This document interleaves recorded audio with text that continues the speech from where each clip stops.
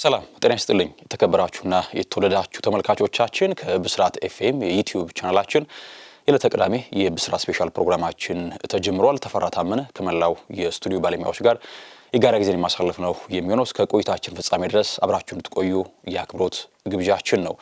የዓለም ዋንጫው ተጠናቀቀና አሁን ደግሞ ወደ ክለቦች እግር ኳስ ዳግም ተመልሰን የሊግ ውድድሮች ሲጀመሩ ድረስ ትልቁ የትኩረት ማዕከል የሚሆነው የዝውውር ዜናዎች ናቸው። የተለያዩ ክለቦች ቡድናቸውን ለማጠናከር እየተንቀሳቀሱ ይገኛሉ። በቀጣዩ ዓመት ለስኬት ለመብቃት የግድ ተጫዋቾችን ማዘዋወር ተገቢ ነውና እነዚያን የዝውውር ጉዳዮች በስፋት እየዳሰስን ነው እስከ ሊግ ጅማሬዎች ድረስ ቆይታ የምናደርገው። አብራችሁን ትቆዩም ከወዲሁ ጋብዣችኋለሁኝ።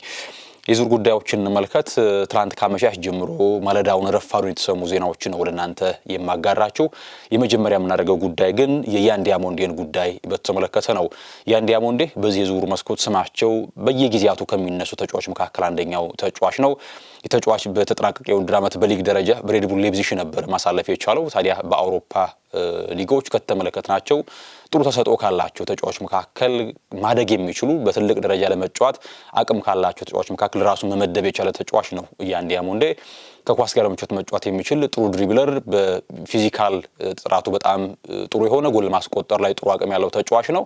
ነገር ግን አሁንም ከዚህም በላይ ኢምፕሩቭ ማድረግ ያለበት ተጫዋች ነው። ፕሩቭን አይደለም፣ ነገር ግን ስለ ፖቴንሻል ካወራን ጥሩ ፖቴንሻል ያለው ተጫዋች እንደሆነ በሌፕዚግ በአንድ ዓመት ቆይታው መመልከት ችለናል። ታዲያ ተጫዋቹ በዓለም ዋንጫውም ኮት ዲቯርን ወክሎ በነበረው ስብስቡ ስንመለከተው ነበረ። በኮት ዲቯር ጥንካሬ ውስጥም አንደኛው መሳሪያ ነበረ በቡድኑ ስብስብ ውስጥ። አስቀድሞ ይህን ተጫዋች በዝውውር የተመለከትነው ከሊቨርፑል ጋር ነበረ በጥብቅ ይነሳ የነበረው ስሙ። ሊቨርፑል ሞሳላህን ካጣ በኋላ ከዚያም ባለፈ ኮዲ ጋክፖ ሁነኛ የመስመር ተጫዋች ሆኖ በአንዶኒ ኢራኦላ ላይ የታመንበት ይቻል የሚል ጥርጣሬዎች በርከት ብለው ተነሱና የመስመር ተጫዋችን ለማስፈረም ፍላጎት እንዳላቸው ሊቨርፑሎች ተሰማ። ያን ዲያሞንዴ ላይ ማረፍ ቻሉ። ከዚያም ለሌፕዚግም የ100 ሚሊዮን ዩሮ የዝውውር ጥያቄ ያቀርበው ነበረ። ነገር ግን በጀርመኑ ክለብ ጥያቄያቸው ውድቅ ተደረገ። እንዲያውም እስከ 130 ሚሊዮን የሚደርስ ገንዘብን ይፈልጋሉ የሚል ሐሳቦች ተነሱ። በተቃራኒውም ተጫዋቹ ደግሞ ከሊቨርፑል ይልቅ ወደ ፓሪስ ሰን ዠርማን መዛወር እንደሚፈልግና ምርጫው የፈረንሳይ ኃያል ክለብ ስለመሆኑ መረጃዎችን ተመለከትን። ሊቨርፑልም በድጋሚ ጥያቄ ለማቅረብ ምንም ሐሳብም አልነበረውም። ዝውውሩ በዚያው መንገድ ተቋርጦ ቀረ። እናም ባለፉት ሳምንታቶች የያን ዲያሞንዴ ዝውውር በተመለከተ ከሩመርስ በዘለለ ምንም ረቤለሽ መረጃዎች ነበሩ ይወጡ የነበሩት። ነገር ግን ትናንት ከምሽት ጀምሮ ታማኝ የዜና ምንጮች አንድ መረጃ ይዘው ወጥተዋል። ያን ዲያሞንዴን ለማስፈረም ሪያል ማድሪድ ጥያቄ ስለማቅረቡ ዜናዎች ወጡ። ሪያል ማድሪድ እንግዲህ በሁለት ምክንያቶች ኋላ ላይ ነግራቸዋለሁ ለምን ፈለገ የሚለውን። ነገር ግን ለሌፕዚግ የ100 ሚሊዮን ጥያቄ አቅርቧል ሪያል ማድሪድ ያን ዲያሞንዴን ለማስፈረም። በቅድሚያ በቋሚነት የሚከፈል 90 ሚሊዮን ዩሮ፣ ከዚያ ደግሞ አድ ኦንስ አሊያም ደግሞ ወደፊት የሚከፈል በተለያዩ መስፈርቶችን የተለያዩ ክራይቴሪያዎችን ሊያሟላ የሚችል አድ ኦንስ ደግሞ 10 ሚሊዮን ዩሮ ስለማቅረቡ ሪያል ማድሪድ ተገለጸ። ነገር ግን ውድቅ እንደሚያደርጉት ይጠበቃል። ምክንያቱም ሊቨርፑል ያን ያክል ገንዘብ አቅርቦ ጥያቄውን እንዳልተቀበሉ ስለሚታወቅ 130 ሚሊዮን ዩሮ ከያን ዲያሞንዴ ዝውውር ይፈልጋሉ ሌፕዚጎች። ይሄ በጣም ያስገርማል። አንድ ዓመት ብቻ ነው በሌፕዚግ ጥሩ ነገር ያስመለከተው እና አንድ ዓመት ብቻ በሌፕዚግ ጥሩ ነገር ላሳየ ተጫዋች ይህን ያክል ገንዘብ የዝውውር ዋጋ ተመን መውጣቱ በራሱ በጣም ያስገርመኛል። በምን ያክል ሁኔታ የዝውውር ዋጋ እየናረ እንደመጣ ማሳያ ነው። ይሄ ደግሞ የእንግሊዝ ክለቦች ናቸው፣ ሀብታም ክለቦች ናቸው የእንግሊዝ ክለቦች። እናም ለፈለጉት ተጫዋች የሚጠይቁትን ገንዘብ የመክፈል አቅም ስላላቸው በዚያው በጥቅሉ የእግር ኳሱ የዝውውር ግራፍ በጣም ከፍ እያለ መጥቷልና አንዳንድ ተጫዋቾች ከሚገባቸው ዋጋ በላይ የተጠየቀባቸው የሚገኝበት ወቅት ላይ ነው የደረስነው። እንግዲህ የሪያል ማድሪድ እንዳልኳችሁ ሁለት ምክንያቶችን ማንሳት ያስደፍራል ለምን ያን ዲያሞንዴን ፈለገ ለሚለው ጥያቄ ምላሽ ለመስጠት። የመጀመሪያው ጉዳይ የቪኒሲዮስ ጁኒየር የኮንትራት ማራዘም ጉዳይ ምንም አሁን የስምምነት ደረጃ ላይ መድረስ አልቻሉም። ስለዚህ ምናልባት ቪኒሲዮስ ከቡድኑ ይለቅ ይሆን የሚል ጥያቄ እንዲነሳ አድርጓል። ሌላኛው ደግሞ በዚህ በቀኝ ስፍራ ለማስፈረም ሲፈልጉት የነበረው ኦሊሴ ነበረ ከባየር ሙኒክ። ነገር ግን ባየር ሙኒኮች በፍጹም የመሸጥ ፍላጎት እንደሌላቸው ደጋግመው ሲናገሩ ነበርና ያ ኦሊሴን ለማግኘት አለመቻላቸው እሱን በቀኝ መስመር መጫወት ስለሚችል ይበልጥ እንዲያውም ከግራ መስመር ይልቅ የቀኝ እግር ተጫዋች እንኳን ቢሆን የቀኝ መስመር ተጫዋች ነው በሌፕዚግ እንመለከተ የነበረው ያን ዲያሞንዴን። በነገራችን ላይ ከአንድ ዓመት በፊት በሌጋኔስ በላሊጋ ሲጫወት የምናውቀው ተጫዋች ነው ያን ዲያሞንዴ። እናም የላሊጋ ልምድ ያለው ተጫዋች ነው። እንዳልኳቸው በሁለት ምክንያቶች፣ አንደኛ የቪኒሲዮስ ጁኒየር ኮንትራት የማራዘም ድርድር ተጨባጭ ደረጃ ላይ ያለመድረሱ እንደ ዋነኛ ምክንያት ሲቀመጥ፣ ሁለተኛው ደግሞ የማይኬል ኦሊሴን ዝውውር በተመለከተ አሁን ላይ ሙኒኮች ለመሸጥ ፍላጎት አለማሳደራቸው የሪያል ማድሪድን ፍላጎት ወደ ያን ዲያሞንድ እንዲያደላ አድርጎታል የሚል መረጃዎች ወጥቷል። በነገራችን ላይ ባለፉት 10 ቀናቶች የእንግሊዞቹ ክለቦች አርሰናልና ማንቸስተር ሲቲ የያን ዲያሞንድን ሁኔታ ለማጣራት ንግግሮችን ለማድረግ ሞክረው ነበር በወኪሉም በኩል። ነገር ግን ተጫዋቹ ደጁን ሊከፍትላቸው አልቻለም። እምብዛም ፍላጎት አላሳደረም። የተጫዋቹ ፍላጎት እንግዲህ ፓሪስ ሰን ዠርማን ነበረ። ፓሪስ ሰን ዠርማን እስካሁን ድረስ ገፍቶ የሄደበት አጋጣሚ አልተፈጠረም። በግል ጉዳዮች ግን ችግር እንደማይኖር ግልጽ ነበረ። ነገር ግን ባለፉት 10 ቀናቶች አርሰናልና ሲቲ ፍላጎት ቢያሳድሩም ነገር ግን ተጫዋቹ በሩን ሊከፍትላቸው አልቻለም። እናም አሁን ላይ ሪያል ማድሪድ ጥያቄ ስለማቅረቡ ታውቋል። የያን ዲያሞንድን ዝውውር በተመለከተ እዚያው ማድሪድን ቆይና የሮድሪን ጉዳይ እናንሳ። ሮድሪ በዚህ ዓለም ዋንጫ ላይ በጣም ከፍ ያለ ብቃት ካስመለከቱ ተጫዋቾች መካከል አንደኛው ነበር። ላሮሃዎቹንም ለስኬት ሲበቁ በጣም አስፈላጊው ተጫዋች ነበር ሮድሪ። የውድድሩም ኮከብ ተጫዋች ሆኖ የተመረጠ ተጫዋች ነው። የተጫዋች ህልሙ ወደ ሪያል ማድሪድ መዘዋወር እንደሆነ ደጋግሞ ሲገለጽ ነበረ። ነገር ግን ሁለቱ ክለቦች ሪያል ማድሪድ እና ማንቸስተር ሲቲ ምንም ድርድር ማድረግ አልቻሉም። ነገር ግን ሪያል ማድሪድ መቀላቀሉ የሚቀር እንደማይሆን ከወደ ስፔን የሚወጡ ጋዜጣዎች በስፋት እያሰነበቡ ይገኛሉ። ተጫዋቹ ምናልባትም የጀርባ ጉዳት እንደገጠመውና ቀዶ ሕክምና ሊያደርግ እንደሚችል ሲገለጽ ነበረ። ይሄ ዜና ደግሞ ምናልባትም ተጫዋቹ ከነጉዳቱ ሪያል ማድሪድ ያስፈርመዋል ወይስ ደግሞ የሚለው ነገር በግልጽ አሁን የታወቀ ነገር የለም። ነገር ግን ተጫዋቹ አሁንም ቢሆን ፍላጎቱ ወደ ሪያል ማድሪድ መዘዋወር ነው። ሁለቱ ክለቦች ግን ምንም ድርድር እስካሁን ድረስ እንዳልጀመሩ መረጃዎች እየገለጹ ይገኛሉ። የሰመርቬልን ጉዳይ ላንሳላችሁ። እንግዲህ ክሪንሲዮስ ሰመርቬል ይህ የዌስትሃም የመስመር ተጫዋች የነበረ ተጫዋች ነው። በዓለም ዋንጫው ለኔዘርላንድስ ጥሩ ነገር ያስመለከተን ተጫዋች ነበረ። በጣም ፈጣን ነው። ከኳስ ጋር በምቾት መጫወት የሚችል ጥሩ ድሪብለር፣ ከዚያም ባለፈ ተቃራኒ ቡድኖች መፈተን የሚችል ጥሩ አቅም ያለው ተጫዋች ነበረ። እናም ከቡድኑ ጋር እንደሚለይ ግልጽ ነበረ ከዌስትሃም ጋር፣ ምክንያቱም ወደ ታችኛው እርከን ሻምፒዮንሺፕ መውረዱን ተከትሎ ዌስትሃም። እናም ተጫዋቹን እንደ ቼልሲ፣ እንደ ሊቨርፑል፣ እንደ ማንቸስተር ዩናይትድ ያሉ ቡድኖች በጥብቅ ይፈልጉት ነበረ የእንግሊዝ ክለቦች። ነገር ግን ተጫዋቹ መዳረሻው የሳውዲው ክለብ አልሂላል ሆኗል። አልሂላል መቀላቀሉ ተረጋግጧል ሰመርቬል። ነገር ግን አንድ ጽሑፍ ሳነብ ነበረ ሰመርቬል የመጀመሪያ ምርጫው ወደ ማንቸስተር መዘዋወር ነበረ። ምርጫውን ያደረገው ማንቸስተር ነበር። ነገር ግን ማርከስ ራሽፎርድ በዚያ መኖሩና ከዚያም ባለፈ ደግሞ የማርከስ ራሽፎርድ የወደፊት ዕጣ ፈንታ አለመታወቁን ተከትሎ ዝውውሩ እንዳይሳካ ሆኗል። እንደሚታወቀው ደሞዙ መቀነስ አይፈልግም በዩናይትድ ራሽፎርድ። እናም በእንግሊዝም ከቆየ ፍላጎቱ በማንቸስተር መቆየት ነው። ስለዚህ የራሽፎርድ ዕጣ ፈንታ አለመታወቁ የሰመርቬልን ዝውውር እክል እንዲፈጥር አድርጎታልና ተጫዋቹ ወደ ማንቸስተር መዘዋወር ቢፈልግም ነገር ግን ዝውውሩ ሳይሳካ ቀረ። መዳረሻው ወደ ሳውዲ ሮሻ ሊግ አልሂላል ሆኗል። በዚህ እድሜው 25 ነው። በአውሮፓ ትልቅ ክለቦች ላይ ለመጫወት አቅም ያለው ተጫዋች ነበረ። ነገር ግን መዳረሻው ሳውዲ ሆኗል። የለንደን ክለቦችን መቀላቀል አልፈለገም ነበረ ሰመርቬል። ለምን የሚል ሀሳብ ከተነሳ ለዌስትሃም ባለው ክብር ምክንያት ዌስትሃም የለንደን ክለብ ነው። ስለዚህ ሌሎች የለንደን ክለቦችን መቀላቀል አልፈለገም ነበረ። ምርጫው ወደ ማንቸስተር መዘዋወር ነበረ። እንዳልኳችሁ ግን የራሽፎርድ ዕጣ ፈንታ ለመታወቁ የተጫዋቹ ዝውውር እንዳይፈጸም እንዳደረገው መረጃዎችን ተመልክቻለሁኝ። ወደ አንድሪያ ፒርሎ ጉዳይ ልወሰዳችሁ። አንድሪያ ፒርሎ በእግር ኳስ ከምንጊዜ ምርጥ አማካኞች አንዱ፣ በተለይ በሬጂስታ ቦታ ያንን ብቃት ስፔሻላይዝድ ያደረገ የዲፕ ላይኒንግ ፕሌይሜከር ባለሟል ነው አንድሪያ ፒርሎ።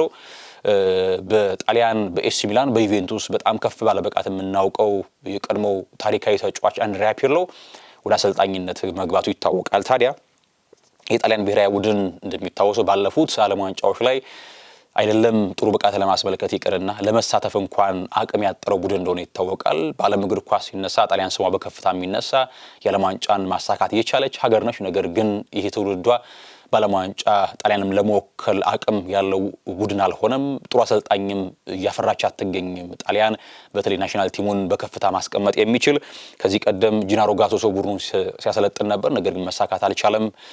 ነገር ግን አሁን ላይ አንድሪያ ፒርሎ እንግዲህ አዙሪዎቹን ለመያዝ መስማማቱ ዘገባዎች ወጥቷል። እስከ 2030 ድረስ የ4 ዓመት ኮንትራትም እንደሚፈራረም ይጠበቃል አንድሪያ ፒርሎ። እናም በቅርቡ የአዙሪዎቹ አሰልጣኝ ሆኖ እንደሚሾም ይጠበቃል። ትልቁ ኃላፊነቱ በቀጣይ አውሮፓ ዋንጫ ላይ ጣሊያን ይዞ ጥሩ ነገር ማስመልከት፣ ከዚያም ደግሞ በቀጣይ 2030 የዓለም ዋንጫ ላይ ጣሊያንን ለውድድሩ ማብቃት ትልቁ ኃላፊነቱ ነው። እናም በቅርቡ አንድሪያ ፒርሎ ምናልባት የጣሊያን ብሔራዊ አሰልጣኝ ስለመሆኑ ሊሾም እንደሚችልም ዘገባዎች ወጥቷል። ስለመስማማቱም ዘገባዎች የሚያሳዩት ከዚህ ቀደም ፔፕ ጓርዲዮላ እንደዚሁም ደግሞ ካርሎ አንቸሎቲ ስማቸው ይነሳ ነበር። ነገር ግን ካርሌቶ በዚያው በብራዚል የመቆየት ፍላጎት እንዳላቸው ተገለጸ።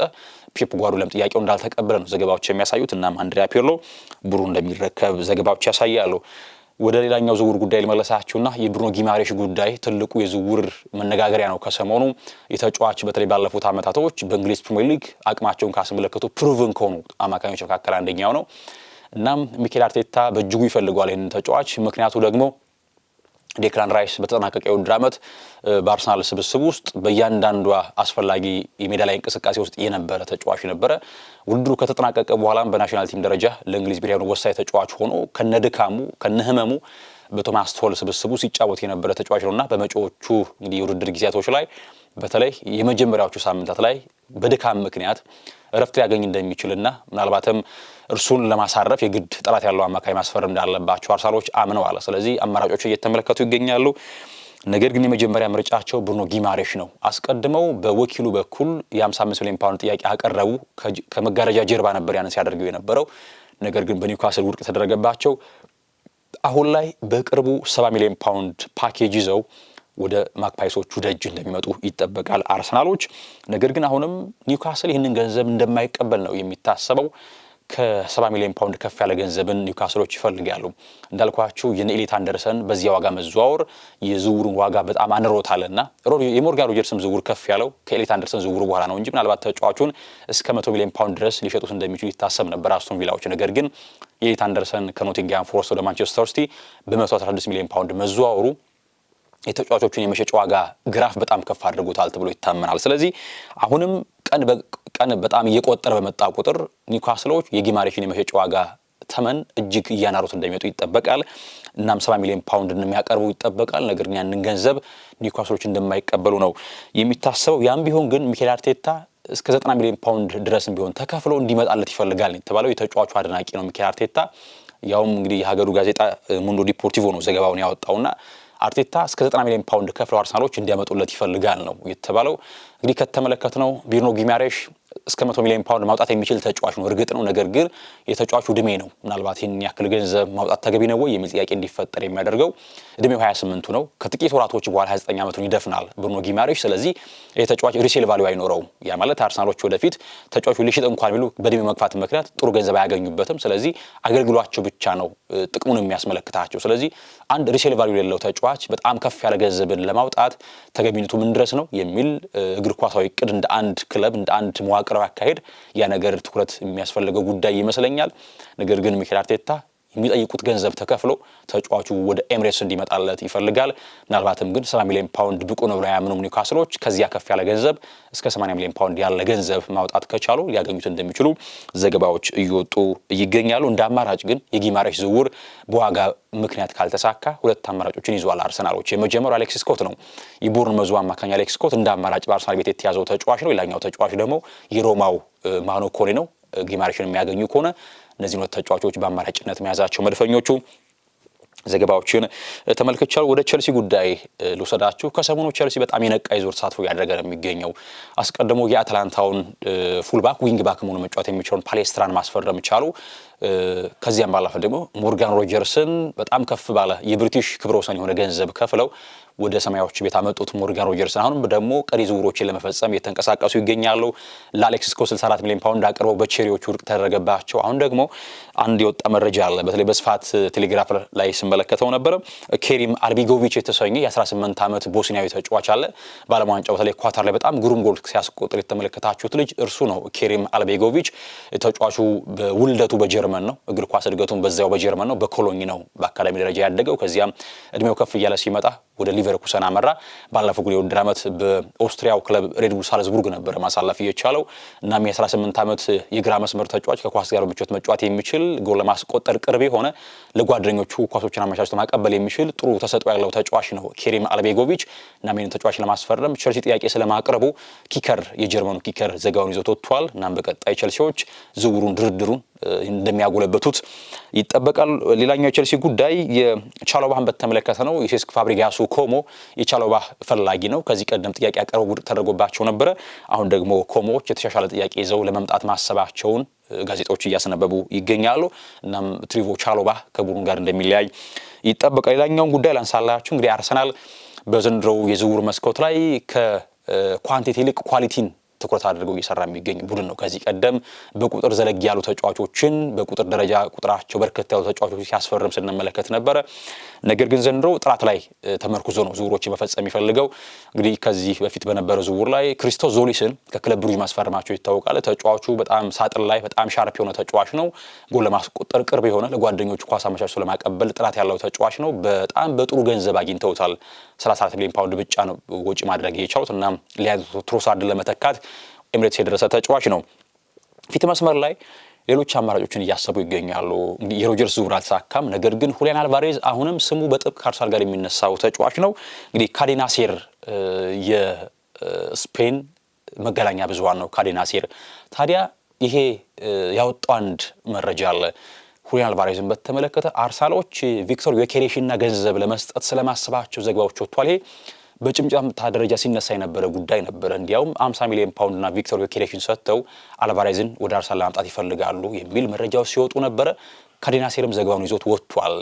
እንግዲህ አልቫሬዝን ለማስፈረም በብርቱ ፍላጎት ካላቸው ቡድኖች መካከል አርሰናል አንደኛ ነው። አርቴታም ተጫዋቹ ወደ ቡድኑ ስብስብ እንዲመጣ ይፈልጋል ነው የተባለው። ነገር ግን ተጫዋቹ ደግሞ የመጀመሪያ ምርጫው ወደ ባርሴሎና መዘዋወር ነው። ነገር ግን አትሌቲኮዎች ዮኬሬሽን ማስፈረም ፍላጎት አላቸው። ስለዚህ የዝውውሩ አካል ሆኖ ቢያገኙት ደስተኞች ናቸው ነው የተባለው።